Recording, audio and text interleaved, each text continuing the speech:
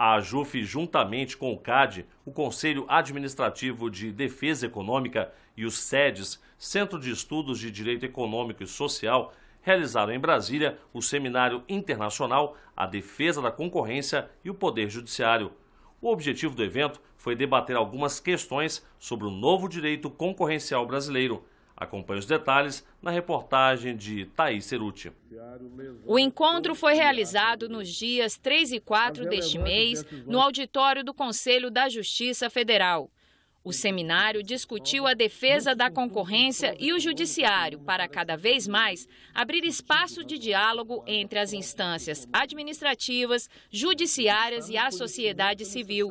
O presidente do Conselho Administrativo da Defesa Econômica, Vinícius Marques de Carvalho, e o presidente da AJUF, Nino Toldo, destacaram o seminário como uma oportunidade para um debate qualificado. Como o CAD é o órgão que toma a decisão final em âmbito administrativo, no Poder Executivo, as decisões do CAD elas só podem ser revisadas pelo Poder Judiciário. E elas podem ser revisadas em sua total amplitude. O Judiciário discute o mérito, discute a forma das decisões do CAD. Então, de certo modo, a defesa da concorrência no Brasil tem um impacto importante decorrente da postura do Judiciário. Então, a efetividade da política de defesa da concorrência depende também do papel que o Judiciário exerce em relação à defesa da concorrência no Brasil.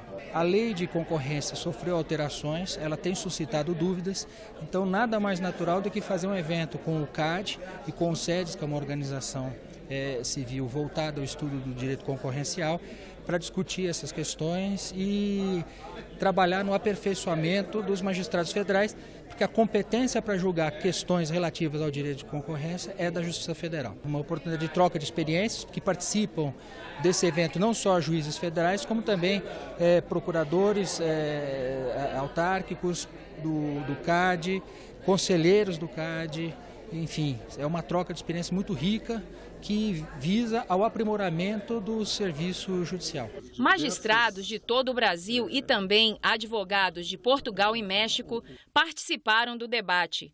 Os panelistas trouxeram para a discussão assuntos relevantes sobre o tema, como, por exemplo, a concentração econômica e o poder judiciário, padrões de provas, abuso do direito e condutas anticompetitivas, decorrentes de exercício abusivo de direito. Todos os argumentos foram elogiados. Um encontro majestoso, né? Nós temos membros do judiciário, das diferentes instâncias, advogados públicos e privados, membros do CAD, servidores, estagiários. Congregamos toda a comunidade jurídica que discute concorrência para fazer um debate profícuo, grandioso e que eu não tenho dúvida vai trazer muito bons frutos. Como objetivo, o encontro trouxe para a discussão algumas questões sobre o novo direito concorrencial no Brasil e também sobre a aplicação da lei que estrutura o Sistema Brasileiro de Defesa da Concorrência.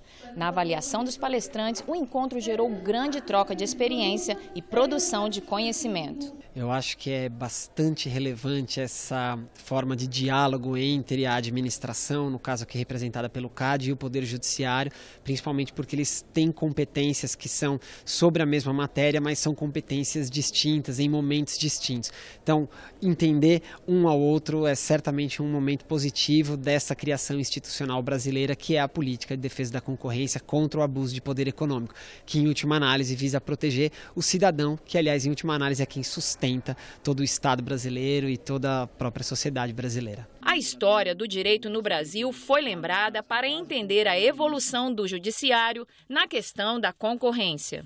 Por que se construiu a ideia de um direito administrativo sancionador despido ou desprovido de garantias constitucionais que sempre foram aplicáveis, reconhecidas como aplicáveis ao direito penal?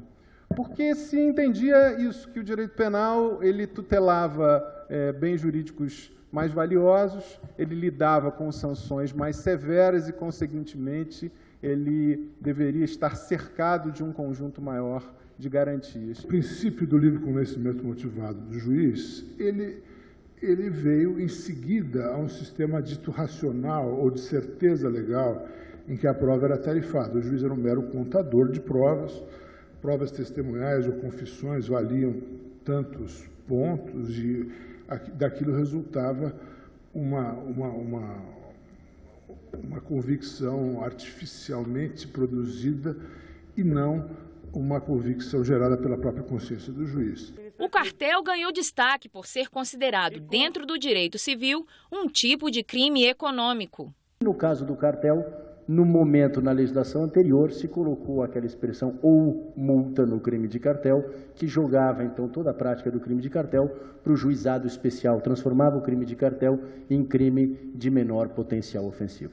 É bem verdade que uma série de alterações legislativas tem suprimido essa aparente dubiedade da política legislativa nos crimes econômicos. É bem verdade que há uma certa acomodação a essa surpresa inicial dos crimes econômicos. Então, por exemplo, no caso do cartel, hoje essa expressão ou já foi substituída por uma expressão e. Hoje o crime de cartel não é mais considerado um crime de menor potencial ofensivo. Mas em outras searas nós ainda vemos ou verificamos o estranhamento, tanto do legislativo quanto dos tribunais em relação a esses novos crimes econômicos, um estranhamento que leva a algumas controvérsias, a alguma confusão na aplicação desses crimes.